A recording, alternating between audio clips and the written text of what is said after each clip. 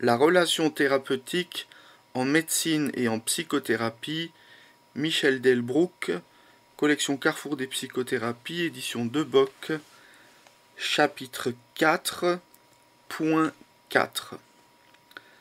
Maintenir la relation de soins. Pour maintenir une relation de soins à travers le temps, nous allons faire appel, tant en médecine qu'en psychothérapie, à différents niveaux d'interaction.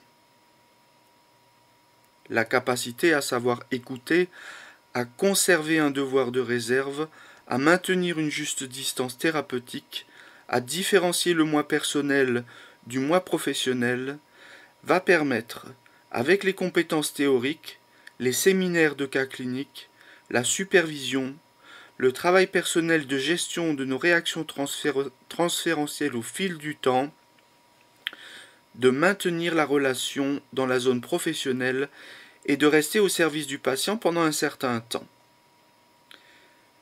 Nous savons qu'en médecine, le temps d'accompagnement se compte souvent en décennies, alors qu'il se compte en années dans le cas de la psychothérapie et de la psychanalyse.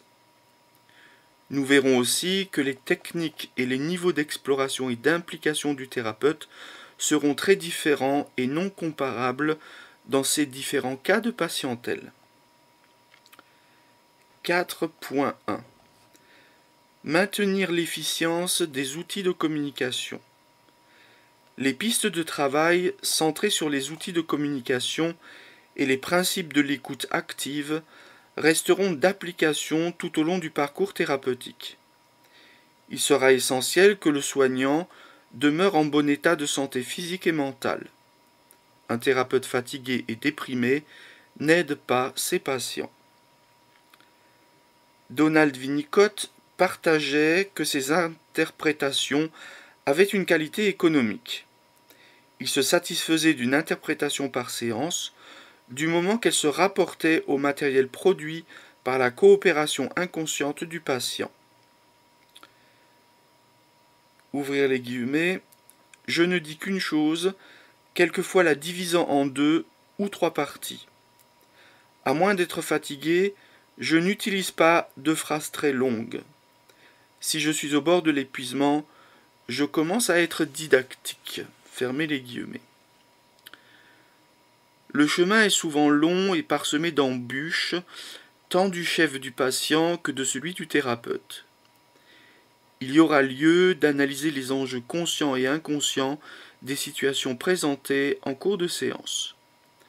Nous noterons les répétitions, les jeux scénariques, les isomorphismes entre ce qui se passe dans la vie du patient et dans les séances.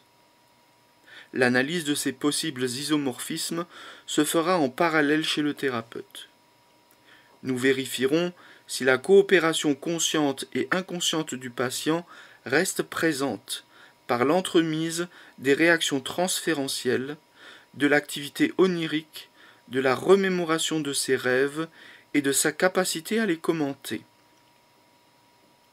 L'attention sera portée sur l'apparition ou l'évitement du transfert négatif. S'agit-il de résistance de la part du patient, du thérapeute ou des deux protagonistes, qui s'installent dans un train-train thérapeutique confortable pour les deux, oubliant ainsi ce qu'ils sont censés explorer? Dans les premiers stades de la prise en charge thérapeutique, le thérapeute soutient le moi du patient, renforçant ainsi le soutien maternel normal ou déficitaire. S'ensuit une période, assez longue en général, dans laquelle la confiance du patient lui permet de réaliser toute une série d'expériences qui le font accéder à un renforcement et une certaine indépendance du moi. Enfin, le moi du patient indépendant s'affirme, s'autonomise, s'individue, se manifeste, fait valoir ses opinions, s'oppose. Au thérapeute de se réjouir de cette dernière étape, où le patient pourra voler de ses propres ailes. Sans doute est-il prêt à terminer sa thérapie. 4.2 Acquérir et maintenir une compétence. Les compétences médicales et psychothérapeutiques restent indispensables à la prise en charge éthique de nos patients.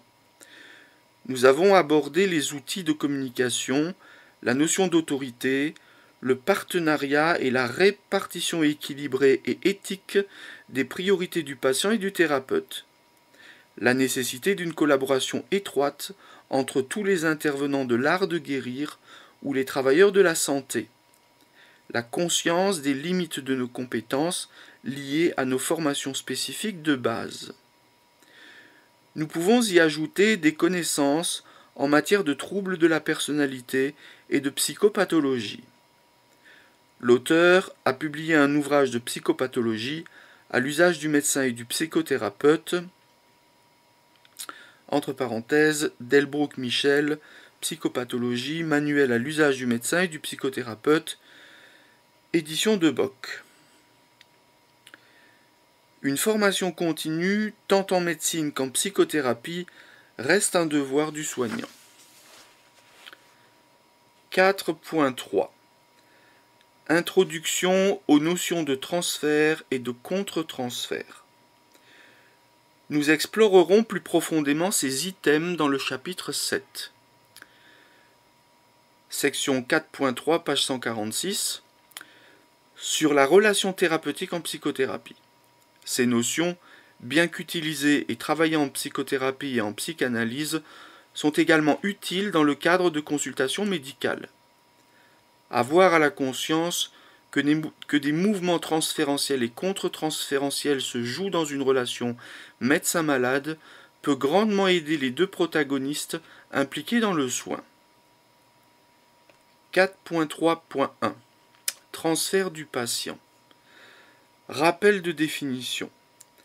Le transfert est un mécanisme inconscient qui amène le patient à éprouver pour son analyste et son médecin des sentiments ressentis pour les adultes dans sa toute petite enfance et à rejouer ainsi dans le présent des relations du passé. Le transfert est l'ensemble des réactions inconscientes que développe le patient à l'égard de son soignant.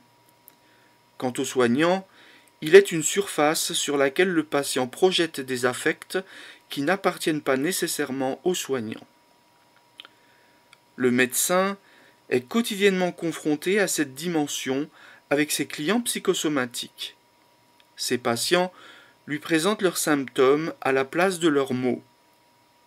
MOTS. Une des questions essentielles en matière de transfert est: qu'est-ce qui m'appartient et qu'est-ce qui appartient au client? En effet, les traumatismes affectifs ou physiques subis dans l'enfance du patient et même dans sa vie adulte sont parfois tels qu'ils ne peuvent être assimilés, dits, verbalisés par le patient et sont projetés sur les soignants. Voici quelques extraits d'un exposé du docteur Marie-Noëlle Tillman, médecin généraliste de plus de 20 ans d'expérience clinique et de formation psychologique sérieuse, qui nous partage un bout de son expérience du transfert en médecine de premier échelon. Ouvrir les guillemets. Le transfert se décline différemment au cabinet du médecin généraliste et dans celui du psychanalyste. Cela tient à certaines caractéristiques de la médecine générale, de même que leur influence sur le transfert.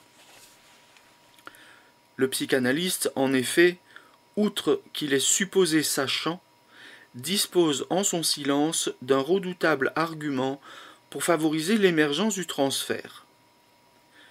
Celui-ci nous en apparaît d'autant plus pur, idéal, un transfert parfait, s'il en est. À la différence, la boîte à outils du généraliste recèle tant de ressources qu'il n'en peut résulter qu'un transfert contaminé, abattardi, dénaturé. Ceci n'est d'ailleurs pas d'une trop grande importance, la traque du transfert n'étant pas la préoccupation première du médecin généraliste. Mais ce qui lui sera de toute façon donné par surcroît, donc le transfert n'étant pas la préoccupation généraliste du médecin généraliste, mais ce qui lui sera de toute façon donné par surcroît. Donc ça signifie que de toute façon, le patient il transfère ses affects sur le médecin, que ce soit le médecin généraliste, le psychanalyste ou le psychothérapeute. et avec lequel il devra faire. Donc le médecin devra faire avec ce transfert qui lui sera donné de surcroît. Le patient vient en effet voir le médecin avec une demande, et l'idée qu'il sortira de la consultation avec une réponse, des paroles, des médicaments, des certificats divers. Cette idée est communément partagée par le médecin.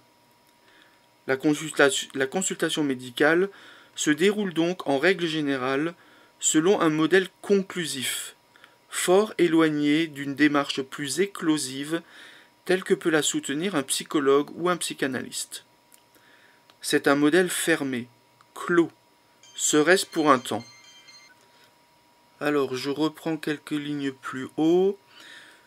Le patient vient en effet voir le médecin avec une demande et l'idée qu'il sortira de la consultation avec une réponse, des paroles, des médicaments, des certificats divers.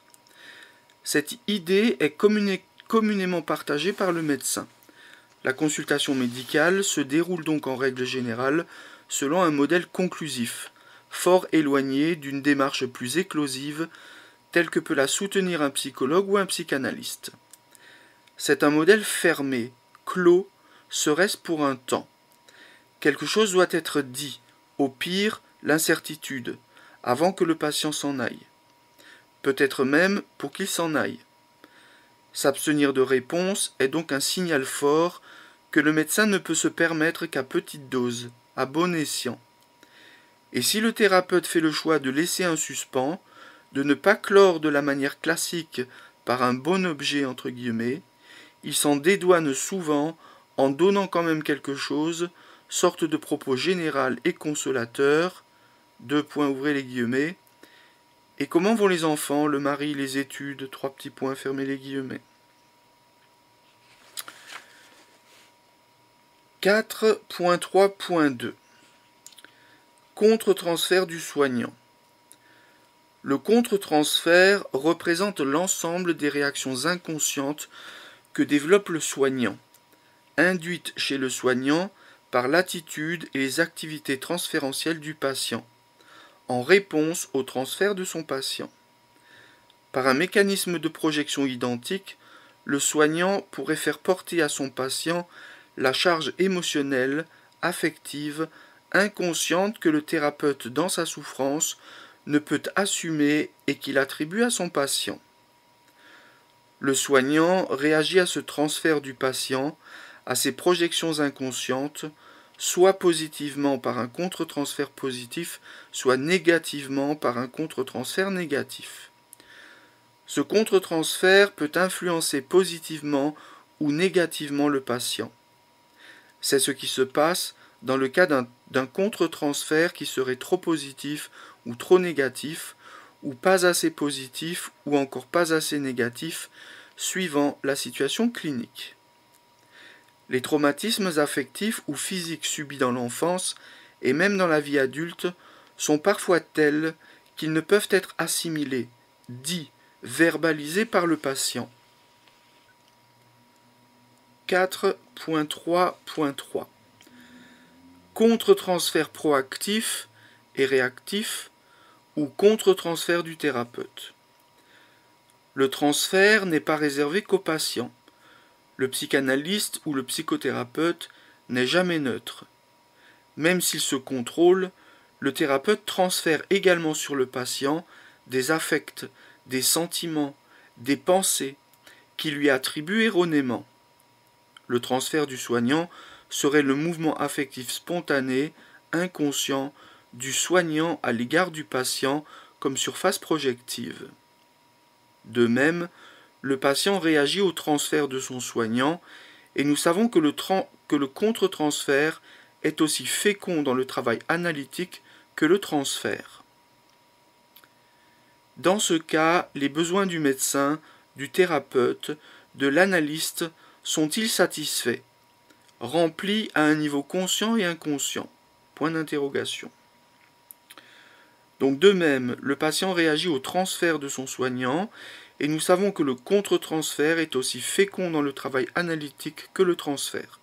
Dans ce cas, les besoins du médecin, du thérapeute, de l'analyste sont-ils satisfaisants, remplis à un niveau conscient et inconscient? Point d'interrogation. 4.3.4 Contre-transfert du patient. Dans les cas du transfert du soignant, le patient va lui aussi réagir par un contre-transfert positif ou négatif. Le contre-transfert du patient serait la stricte réaction inconsciente, exprimée ou non, au transfert de son soignant. Chez la plupart des soignants, les mêmes phénomènes transférentiels et contre-transférentiels ont lieu, mais souvent, le soignant n'a pas conscience de leur existence et ils ne peuvent pas être gérés. L'approche Balin se centre notamment sur le décodage, en groupe, des difficultés de gestion et des difficultés de communication dans la relation soignant-soigné, du fait de ces problématiques transférentielles. Il est clair que lorsque le soignant est aux prises avec des situations traumatisantes, il est très fortement stimulé consciemment et inconsciemment au niveau de son contre-transfert.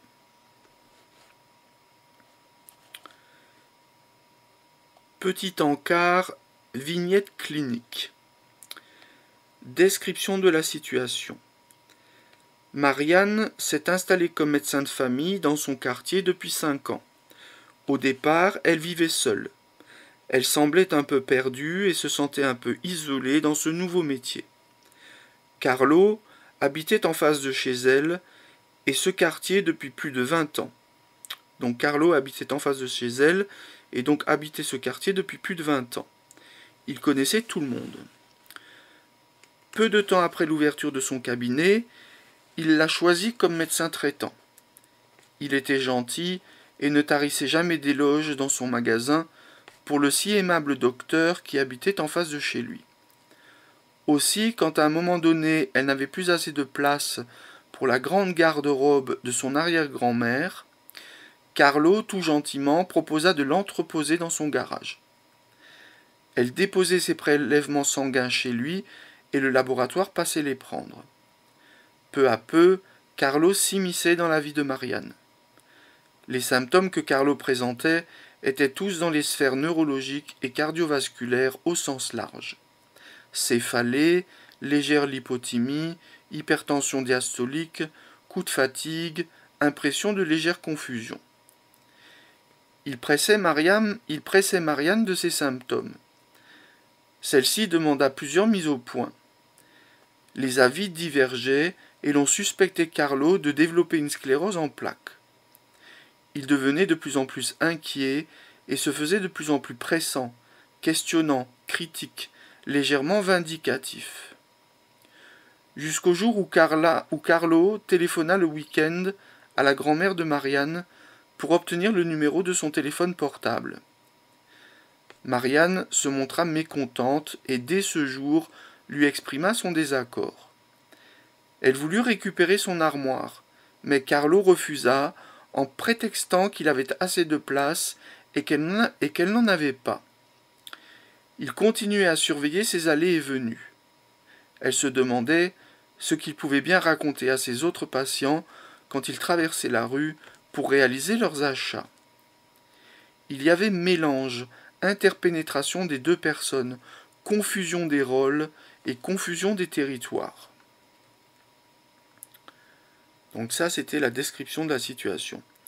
Alors maintenant, solution apportée. Elle commença par lui repréciser qu'elle ne souhaitait plus qu'il intervienne auprès de membres de sa famille, qu'il n'utilise plus son téléphone portable, dont elle s'empressa de modifier le numéro d'appel. Elle plaça une boîte aux lettres avec clé, dont elle donna un double au laboratoire pour venir ramasser les prises de sang. Son frère rapatria l'armoire dans le giron familial et elle décida de faire ses emplettes ailleurs que chez Carlo. Elle lui demanda de réserver leurs échanges professionnels au temps de consultation et de visite à domicile. Suggestion. Il s'agit bien entendu, comme toujours, de gérer son contre-transfert et de bien connaître ses limites. Respecter et faire respecter son territoire. Ne pas partager ses états d'âme et ses difficultés avec ses patients, mais plutôt avec ses amis. S'en tenir au temps de consultation, se faire honorer correctement en fonction des conventions ou des services rendus. Marianne a décrit son cas dans un groupe Balin en discutant avec ses pairs. Donc Marianne, elle a laissé filer la situation. 4.4 Outils de la psychanalyse de la relation d'objet. Mélanie Klein, psychanalyste anglaise, est née à Rises en 1882 et décédée en 1960. Elle publie son premier ouvrage de synthèse, La psychanalyse des enfants, dans lequel elle expose l'armature de ses futurs développements théoriques, le concept de position, notamment position paranoïde schizoïde, position dépressive, ainsi que sa conception étendue de la pulsion de mort.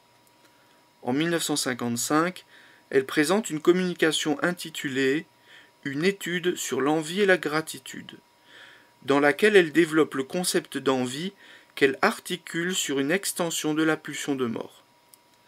En 1946, elle décrit le mécanisme d'identification projective comme un processus hautement pathogène, consistant pour le bébé à pénétrer en fantasme le corps maternel pour le détruire, le dépouiller, le dégrader, le vider, etc.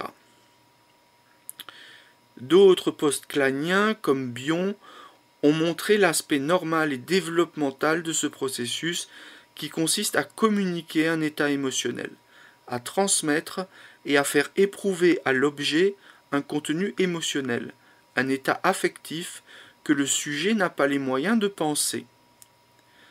Comme thérapeute, nous allons retrouver, même chez l'adulte, ces mécanismes d'identification projective et introjective.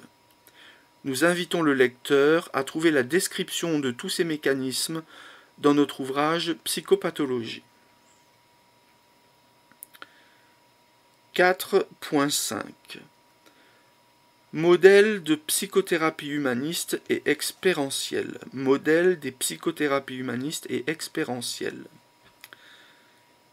La psychothérapie humaniste, centrée sur la personne et expérientielle, est un processus psychique, opérant à partir de la rencontre entre un professionnel et une personne, un couple ou un groupe qui souhaite améliorer un état de souffrance psychique et ou existentielle, liés à des troubles mentaux et ou organiques, à des difficultés relationnelles, émotionnelles ou sociales.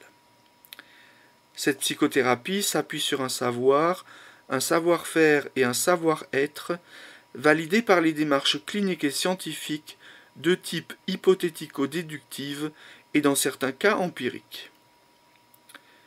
Les fondements et le cadre conceptuel de la psychothérapie humaniste centrée sur la personne et expérientielle sont basés sur une théorie générale du psychisme humain, un regard anthropologique, un arrière-plan phénoménologique, une psychopathologie, une théorie de la relation, une position éthique et déontologique du psychothérapeute. À l'intérieur de ce même cadre conceptuel, se conjuguent et se complètent les diverses modalités ou approches que sont les psychothérapies analytiques existentielles, l'analyse bioénergétique, l'analyse transactionnelle, la gestalt-thérapie, la psychothérapie non directive et la psychothérapie intégrative.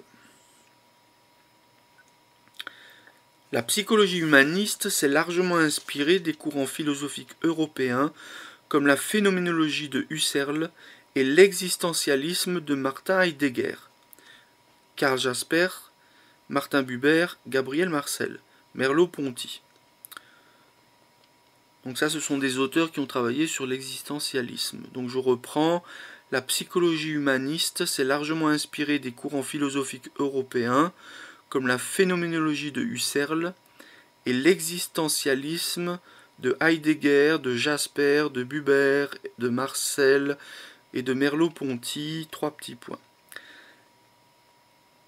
Donc cette psychologie humaniste, elle se distingue de la psychanalyse et du comportementalisme tout en nouant avec l'une et l'autre des liens étroits, reconnaissant le rôle de l'inconscient, l'importance de la sexualité et de l'analyse du transfert. Sa spécificité consiste en une psychothérapie relationnelle ou psychothérapie du lien, se basant sur la dynamique de la subjectivité et de l'intersubjectivité, intégrant la dimension du transfert. La psychothérapie humaniste, centrée sur la personne et expérientielle, s'inscrit dans une dynamique de changement. En effet, sa méthodologie est axée sur le fonctionnement global de la personne, ses mécanismes psychiques conscients et inconscients, entre parenthèses style d'attachement, cognition, émotion, comportement, en lien avec la structure de personnalité et sur les ressources personnelles à mobiliser et à développer. Donc sans la parenthèse, ça donne en effet, sa méthodologie est axée sur le fonctionnement global de la personne, ses mécanismes psychiques conscients et inconscients en lien avec la structure de personnalité et sur les ressources personnelles à mobiliser et à développer. Elle tient compte du monde expérientiel et intrapsychique du patient-client comme point de vue central et du rôle crucial de la qualité de la relation dans le soin psychothérapeutique. Donc elle tient compte du monde expérientiel et intrapsychique du patient-client comme point de vue central et du rôle crucial de la qualité de la relation dans le soin psychothérapeutique. Au sein de la rencontre psychothérapeutique, l'empathie, la présence personnelle, l'implication et l'alliance thérapeutique sont d'importants leviers pour faciliter et soutenir la croissance de la personne et de son expérience. Deux conceptions anthropologiques différencient le plus fortement l'approche humaniste de l'approche psychanalytique. La psychologie humaniste part de la santé et d'une vie riche et pleine et n'explique pas l'homme à partir de la maladie et de la psychopathologie. Cette vision plus optimiste de l'humain n'amène toutefois pas la psychologie humaniste à dispenser ses psychothérapeutes d'une solide et indispensable formation en psychopathologie. 4.6 Outils rogériens. La méthode de Carl Rogers, l'approche centrée sur la personne, ou psychologie centrée sur la personne, met l'accent sur la qualité de la relation entre le thérapeute et le patient. C'est une élaboration de ce qu'il a d'abord appelé la non-directivité, également connue aujourd'hui sous le terme de counseling rogérien. Le thérapeute n'est pas un homme de science, au sens où il étudierait un projet de science, un objet de science. Donc le thérapeute n'est pas un homme de science, au sens où il étudierait un objet de science. C'est une personne en relation avec le client, accompagnant celui-ci dans son expérience d'être. Dans une telle pratique, le savoir est nécessaire mais non suffisant. Ce sont essentiellement les qualités d'être du thérapeute qui sont sollicitées pour favoriser le processus thérapeutique grâce à l'instauration d'un climat facilitateur de croissance. Donc dans une telle pratique, donc la pratique rogérienne, dans une telle pratique, le savoir est nécessaire mais non suffisant. Ce sont essentiellement les qualités d'être du thérapeute qui sont sollicitées pour favoriser le processus thérapeutique grâce à l'instauration d'un climat facilitateur de croissance. Ce climat résulte de la mise en œuvre par le thérapeute de certaines attitudes à l'égard du client. Écoute empathique, authenticité, congruence, acceptation positive inconditionnelle et non-jugement. Ces attitudes thérapeutiques préconisées par Carl Rogers sont les suivantes. 4.6.1 La congruence. La congruence du thérapeute consiste dans le fait d'être véritablement soi-même, ce que Carl Rogers appelle aussi l'authenticité du thérapeute.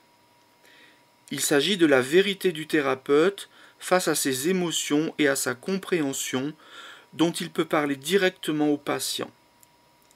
Carl Rogers insiste sur la congruence entre les aspects non-verbaux, la posture, les émotions, l'accueil du thérapeute et sa véritable compréhension de ce qu'apporte le patient. La congruence indique donc la correspondance exacte entre l'expérience et la prise de conscience. 4.6.2 L'empathie. L'attitude d'empathie est à l'opposé de l'interprétation. Le lecteur aura déjà eu une réflexion sur l'empathie au chapitre 4, section 2.8, page 104. Ce que Carl Rogers appelle l'empathie est la capacité de s'immerger dans le monde subjectif d'autrui et de participer à son expérience dans toute la mesure où la communication verbale et non verbale le permettent. Il s'agit d'une perception, par le dedans du vécu du patient, de la capacité dont on se l'imagine. Cette compréhension empathique est centrée sur le système interne de référence du patient à qui le thérapeute reflète ce sentiment. La reformulation est l'outil principal de cette attitude d'empathie. Elle consiste à redire ce qui vient d'être dit, de manière plus concise et plus explicite. Ce qui est dit explicitement, le contenu, ce qui est dit implicitement, derrière les mots, et ce qui est exprimé de manière non verbale, l'attitude, le comportement, le sentiment dominant. 4.6.3 L'acceptation positive inconditionnelle de l'autre sans jugement. Pour Carl Rogers, le thérapeute doit faire preuve d'un respect inconditionnel à l'égard du client. Il précise que, dans la mesure où le thérapeute accepte avec confiance et compréhension toutes les facettes de l'expérience de son client comme élément intégrant de sa personnalité, il éprouvera à son égard un sentiment de respect inconditionnel. Ce respect inconditionnel est envisagé non du point de vue de la pathologie du client, mais vis-à-vis de ses potentialités. La personne du client n'est pas un objet de connaissance, ni même un objet d'action thérapeutique. Il est un sujet, avec son individualité, ses caractéristiques qui lui sont propres, devant lesquelles un autre sujet, le thérapeute, va se situer. Point 5. Préserver et consolider la relation de soins. Maintenir la relation. Point 5. Préserver et consolider la relation de soins. 5.1. Maintenir la qualité relationnelle avec le patient au cours du temps. Maintenir la qualité relationnelle au fil du temps en évitant l'usure, les répétitions, l'ennui, conserver une curiosité et un réel intérêt pour la personne qui vient consulter au fil des mois et des années représente un exercice éthique. C'est dans cette optique que le soignant ne pourra poursuivre sa profession au niveau où il l'entend ou le concevait à l'aube de sa pratique que s'il l'était au quotidien dans le cadre d'une philosophie du soin plus globale. Le soignant aura à ceindre sa pratique dans un tout plus large que les contingences ordinaires. L'amas de souffrances, de frustrations, de vicissitudes, d'ennuis, de préoccupations et de gestion de crise. Sinon, pourquoi continuer à écouter ? Les anciens parlaient de vocation ou de sacerdoce. Oui, pourquoi pas, mais pas à tout prix. Non plus comme nos prédécesseurs, taillables et corvéables à merci, disponibles de jour comme de nuit. Point. Les rythmes sont différents, les contextes de travail et les systèmes de reconnaissance sociale ont changé. La tâche du soignant apparaît sans doute plus ardue et délicate qu'auparavant sur le plan de la gestion émotionnelle. Car au niveau des conditions matérielles, le soignant actuel est mieux protégé et soutenu intellectuellement, scientifiquement. Martin Winkler dans la maladie de Saxe, nous dit: la médecine est une maladie qui frappe tous les médecins, de manière inégale. Certains en tirent des bénéfices durables. D'autres décident un jour de rendre leur blouse parce que c'est la seule possibilité de guérir, au prix de quelques cicatrices. Qu'on le veuille ou non, on est toujours médecin. Mais on n'est pas tenu de le faire payer aux autres, et on n'est pas non plus obligé d'en crever. Point 6. Éviter l'épuisement professionnel du soignant. Lundi, 7 h du matin, le premier appel de la semaine réveille le docteur Jean Martin. Ce week-end de repos a été nécessaire après une semaine particulièrement chargée. Ouf, ce n'est pas une urgence. Denise a uniquement besoin de médicaments. Le médecin se détend, 5 minutes s'écoulent et il reçoit 3 nouveaux appels. Un bébé qui n'a pas arrêté de tousser toute la nuit, Georgette qui refait une bronchite asthmatiforme, et Madame Jacques qui est tombée de son lit cette nuit. La douche et la tasse de café chaud ont remis Jean d'aplomb. Il réunit son matériel, dépouille le courrier déposé par le laboratoire durant la nuit, embrasse ses enfants qui finissent de déjeuner et monte dans son véhicule. Entre-temps, la liste de visites s'est allongée. Le lundi, il soigne souvent les problèmes de la veille. Un bon nombre de personnes préfèrent être examinées par leur médecin traitant et attendent la fin du week-end pour appeler. Consulter un médecin qu'ils ne connaissent pas serait trop stressant. D'autres ne peuvent contenir leur angoisse et se précipitent le soir ou la nuit chez le médecin de garde ou aux urgences de l'hôpital. Au fil de la semaine, et surtout le soir pendant la consultation, Jean va contenir le flot d'angoisse et d'anxiété vécu par ses patients. Ce matin, Maryse a appelé 3 fois Jean pour s'assurer qu'il viendrait bien la visiter. Elle lui demande s'il connaît bien son adresse, lui réexplique qu'il doit passer par la porte de droite et contourner la maison. Il la soigne cependant depuis tant d'années. Roger revient avec son ulcère d'estomac. Il est toujours en conflit avec son contremaître. Il est venu avec son épouse dont l'hypertension est rebelle aux diverses thérapeutiques. Le couple et la famille sont sous stress chronique. Les difficultés scolaires des enfants et les problématiques du voisinage accentuent la tension à l'intérieur de la maison. Avec les Durand, qu'il suit depuis 25 ans, il aura exploré toutes les formes de troubles anxieux.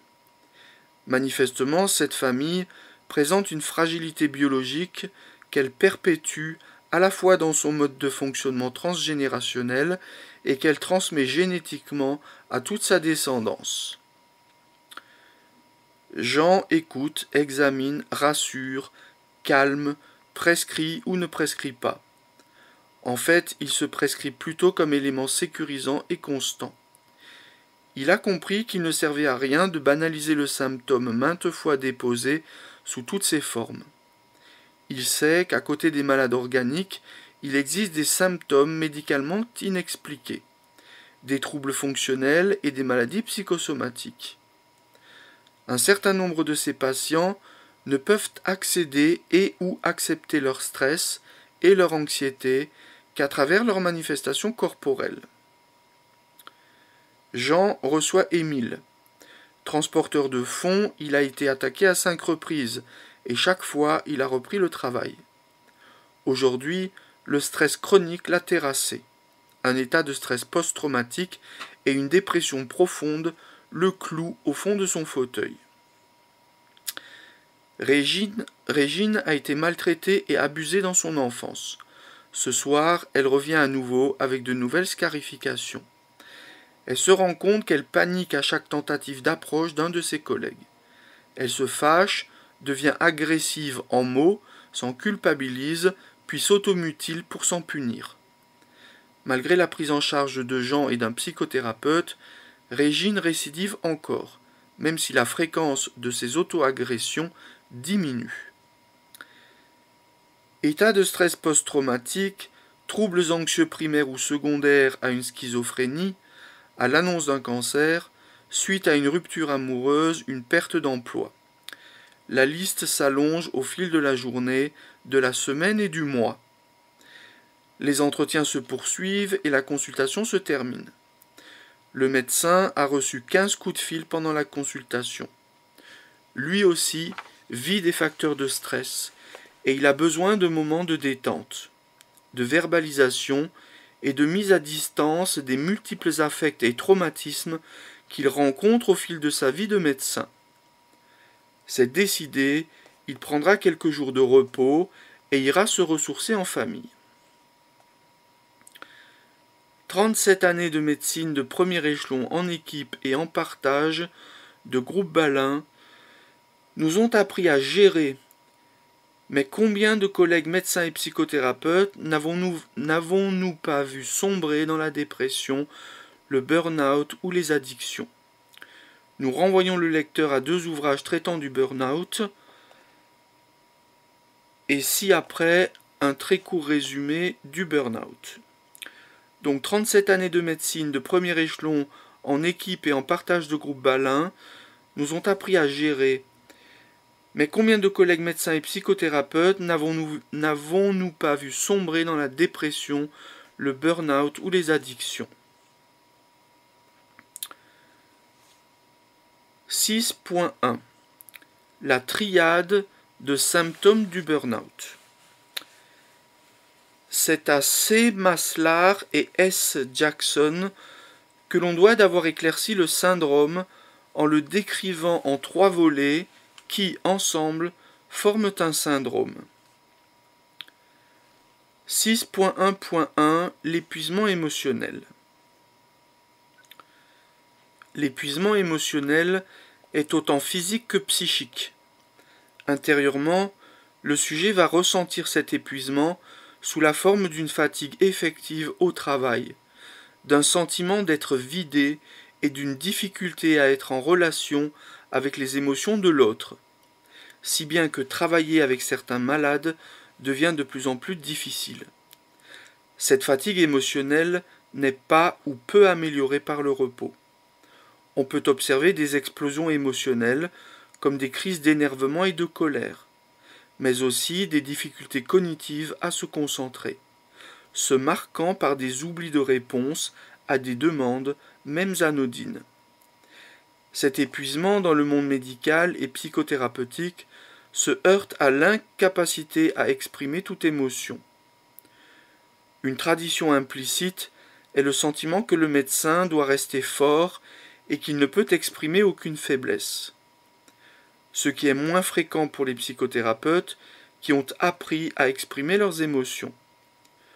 Pour le médecin, l'émotion risque donc d'être déniée et déviée par des comportements de contrôle.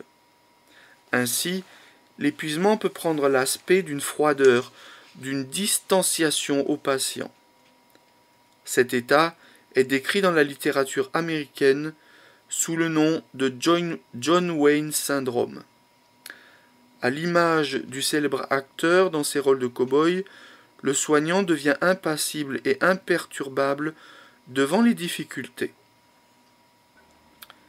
6.1.2 La déshumanisation de la relation à l'autre. C'est la conséquence directe du premier volet.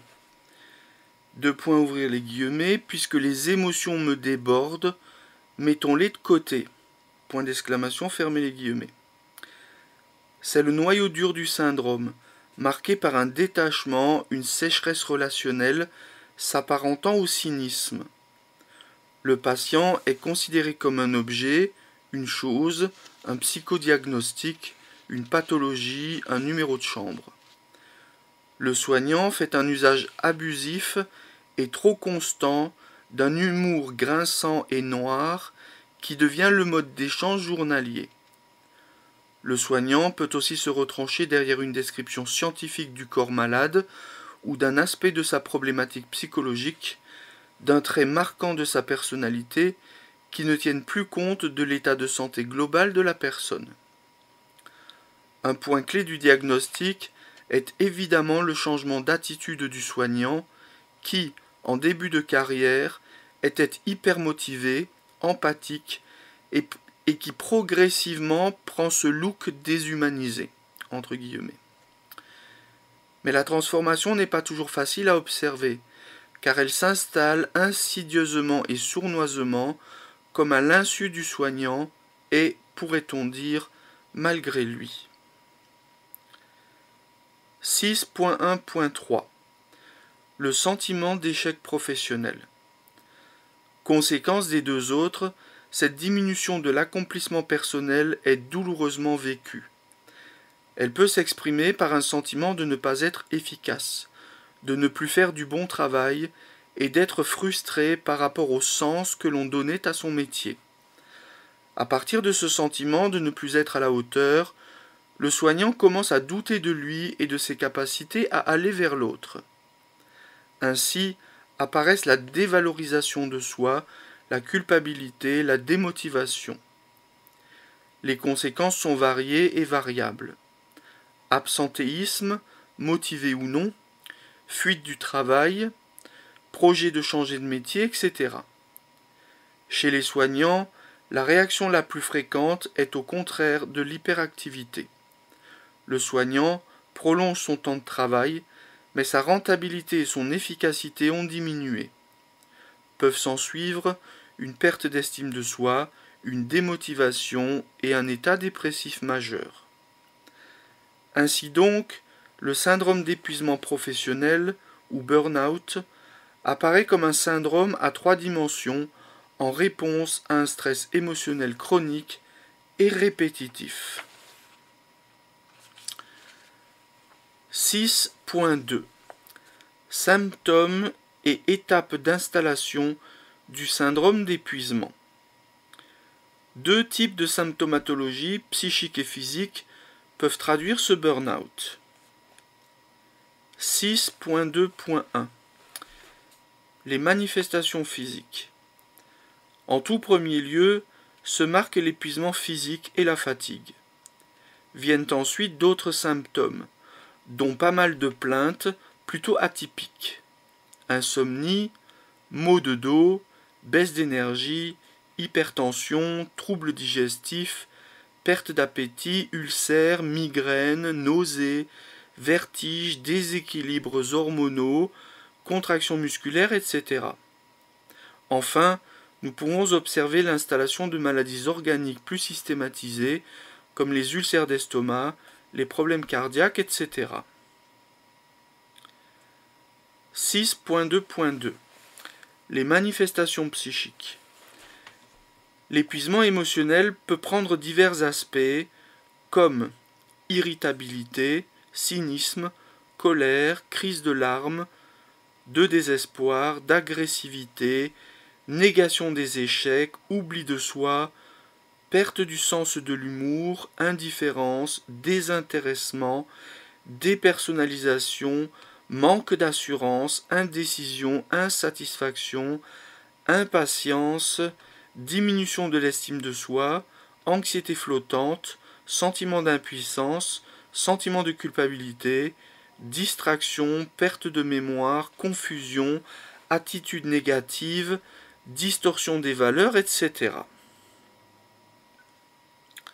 Enfin, le désintérêt pour le métier que la personne aimait tant, et même le dégoût pour ce métier, vont l'envahir et seront la porte ouverte à une aggravation de son état qui pourrait la mener vers l'état dépressif majeur. L'épuisement professionnel s'accompagne souvent de sentiments pénibles. Une perte de vitalité et une sensation d'abattement apparaissent en premier lieu. Par la suite, une indifférence s'installe et, si elle persiste, l'ennui et le cynisme émergent, de même que de la désorientation et de la déconcentration. L'impatience et l'incapacité ressentie devant la tâche à accomplir et l'irritabilité qui en découle s'orientent alors vers l'entourage immédiat, puis vers les personnes au travail, considérées comme des objets, et plus comme des personnes. Certains, paradoxalement, sont envahis par un sentiment de toute puissance, avant que ne cède rapidement et intensément tout leur édifice personnel et professionnel. Cela signe un défaut important de la personnalité. Pour d'autres, des troubles ou maladies physiques peuvent être les signes prémonitoires de ce burn-out, comme la manifestation d'une tension qui grandit et d'un vide intérieur. La personne qui souffre peut présenter plusieurs symptômes, comme de la fatigue physique, émotionnelle ou mentale. 6.2.3 De brèves pistes face à l'épuisement professionnel. Petit a, se connaître soi.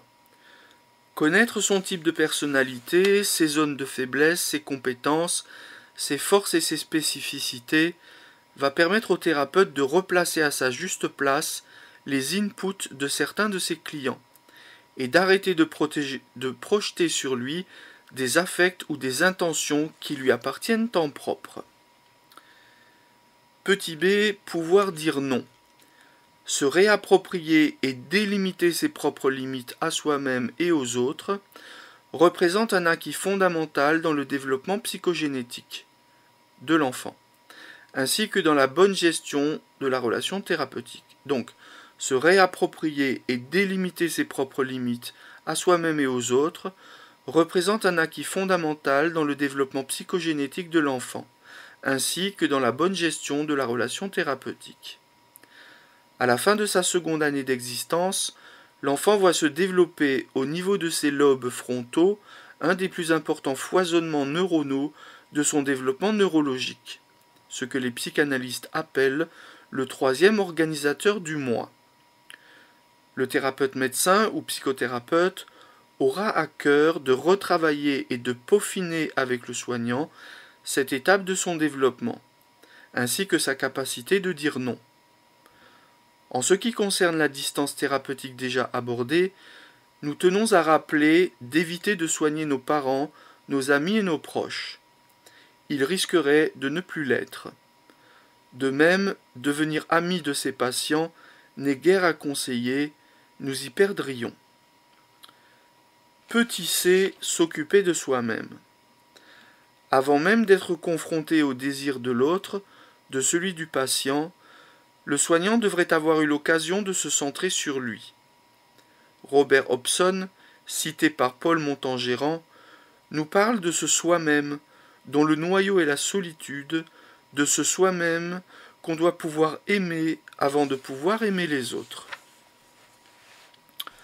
Enfin, comme nous le disait Carl Gustav Jung, revenez à ce qu'il y a de plus subjectif en vous, à la source de votre existence et de votre vie, à ce point où vous participez, à votre insu, à l'histoire du monde. L'obstacle d'apparence insurmontable auquel vous vous heurtez doit être effectivement une difficulté insoluble, afin que vous ne continuiez pas à vous consumer à la recherche de remèdes dont l'inefficacité est démontrée d'avance. Vos rêves sont l'expression de votre nature subjective. C'est pourquoi ils peuvent vous révéler par quelle faute d'attitude vous vous êtes fourvoyé dans une impasse. Alors là, il y a une petite énumération. Vivre en paix avec soi-même, c'est-à-dire accepter d'être imparfait. Travailler à vivre en amitié avec soi-même. Entretenir le réseau des liens familiaux et amicaux qui alimentent le soutien social. Cultiver son autonomie tout en restant profondément sociable. Avoir un sentiment de contrôle sur son environnement. Développer des projets réalistes et tournés vers l'action. Prendre du temps pour son développement personnel. Et là, on va arriver au point 7 du chapitre 4. Point 7 qui est terminer une relation de soins et qui fera l'objet d'un autre fichier audio.